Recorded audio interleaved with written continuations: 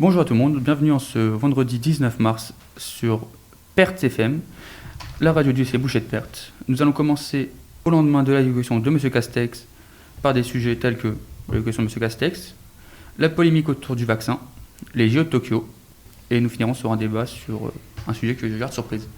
Je laisse tout d'abord la parole à Léo sur M. Castex. Alors bonjour, le Premier ministre Jean Castex a annoncé l'instauration de nouvelles mesures pour faire face à une épidémie de plus en plus active et un nombre de cas testés positifs au Covid-19 en hausse de 23,6% en une semaine. L'ensemble de l'Île-de-France et des Hauts-de-France, mais également la Seine-Maritime, les Alpes-Maritimes et l'Eure, soit 16 départements, seront confinés pour une durée d'au moins 4 semaines. Ce troisième confinement entre en vigueur dès ce vendredi 19 mars à minuit.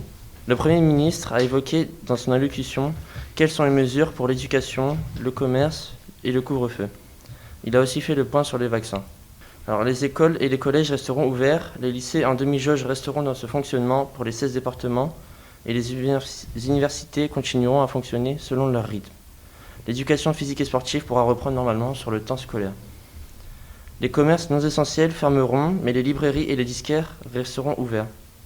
Les balades et le sport seront autorisés en journée dans un rayon de 10 km autour du domicile avec une attestation de déplacement mais sans limite de temps. Le couvre-feu sera reculé à partir de ce samedi 20 mars 2021 à 19h dans tous les départements français, même ceux qui ne sont pas concernés par les nouvelles mesures de restriction. Et la campagne de vaccination avec AstraZeneca reprend dès ce vendredi 19 mars. Je remercie donc Léo pour ce sujet rondement mené. Donc un nouveau confinement et peut-être un moyen de s'échapper, ce serait le vaccin. Et d'ailleurs, peut-être le vaccin AstraZeneca. Je laisse donc Rosanne parler de son origine. Bonjour, je vais vous parler des dernières actualités du vaccin AstraZeneca. 17 millions, c'est le nombre de personnes vaccinées avec le vaccin AstraZeneca. Ce vaccin développé à l'université d'Oxford a été autorisé en France à partir du 21 janvier 2021 pour toutes les personnes âgées de plus de 18 ans.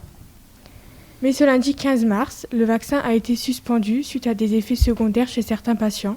Plusieurs personnes ont présenté des formations de caillots sanguins alors que le vaccin avait été déclaré comme sûr et efficace par les autorités sanitaires. Mais malgré cette polémique, nous avons une évolution très récente de cette situation.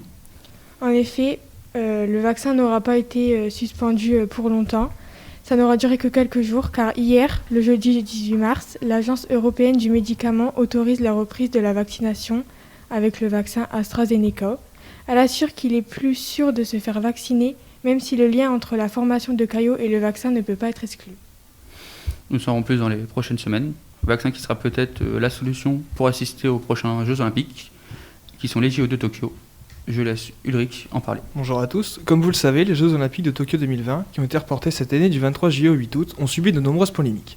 Parmi ces polémiques, on retrouve la dernière avec le directeur artistique Hiroshi Sasaki.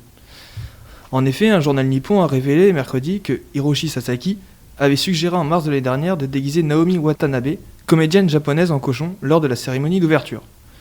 Suite à la réaction de plusieurs personnes, comme Seiko Hashimoto, qui s'est dite choquée et que plaisanter sur le physique est très inapproprié, le directeur artistique a annoncé sa démission jeudi. Malheureusement, cette polémique de déguisement ne sera pas la seule de ces JO. Nous avons aussi celle des visiteurs.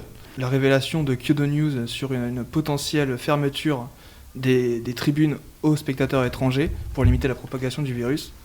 Le comité d'organisation des Jeux a rappelé que la décision officielle serait prise pendant une réunion du mois de mars. Je remercie donc pour ce sujet rondement mené.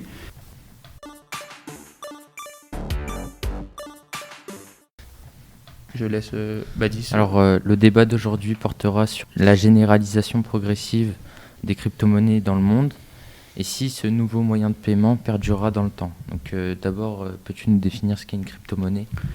Alors, une crypto-monnaie qui, en opposé des monnaies plus classiques telles que l'euro, pour citer une qu'on utilise tous les jours, où ça va être une banque qui va réguler sa valeur, qui va rajouter en imprimant des billets, comme Jean-Christophe appelle pour parler à nos auditeurs, où voilà, c'est vraiment la banque qui va gérer la valeur. Là, c'est chaque individu qui va le gérer par un système de blockchain. Et Ulrich, qu'aurais-tu à dire ? Je trouve que en fait, ce serait un peu une mauvaise idée de la généraliser parce que, comme vous avez employé le mot blockchain, ça pourrait faire peur à certaines personnes. C'est assez barbare comme terme. vous ne me contredirez pas quand même. Et ensuite, c'est bien, mais est-ce qu'il n'y aurait pas des risques de se faire pirater ou Bah, chose dans le genre? justement non, parce que la blockchain, malgré cet aspect barbare, un aspect très violent du terme, c'est quelque chose qui est extrêmement sécurisé, vu que cette blockchain contient toutes les informations. Donc toute personne qui a été détentrice d'un bitcoin, pour citer celle qui est la plus populaire, toute détentrice d'une crypto-monnaie, c'est marqué. Donc on ne peut pas les dupliquer, on ne peut pas les copier. Chaque pièce est unique, à sa signature elle-même. Donc ça le rend sécurisé et impossible à pirater. D'accord. Mais comme on l'a vu avec des tweets d'Elon Musk, par exemple, c'est aussi une monnaie assez instable qui augmente et baisse à tout va. C'est effectivement, nous sommes encore sur une monnaie de niche.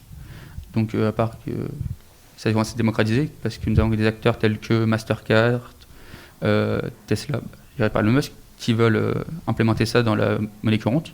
Mais actuellement, comme on est encore sur un truc assez spéculatif, nous avons en début d'année scolaire, en septembre, un cours de Bitcoin à 10 000 euros. Aujourd'hui, on atteint quasiment les 50 000 euros. Donc c'est extrêmement variable et ça, c'est une chose qui va se régulariser quand on aura miné tous les Bitcoins. Du coup, quand on parle de Bitcoin, on parle plutôt d'un investissement.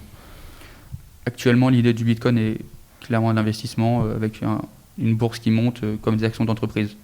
Et qui Mais peut sur le baisser long, aussi. qui peut baisser, qui a connu une montée énorme en 2018 à un pic à 18 000 et qui est redescendu pas longtemps après l'effet de mode et qui actuellement remonte depuis 2019. Du coup, on a aussi eu l'apparition de différentes crypto-monnaies.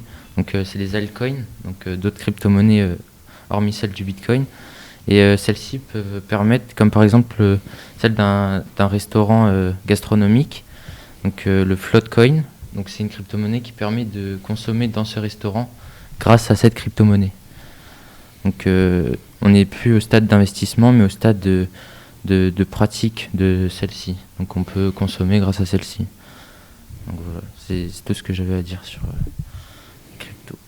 Non, après les crypto-monnaies, tout le monde peut en créer une. On a le Dogecoin qui a été créé surtout par les geeks pour faire du troll.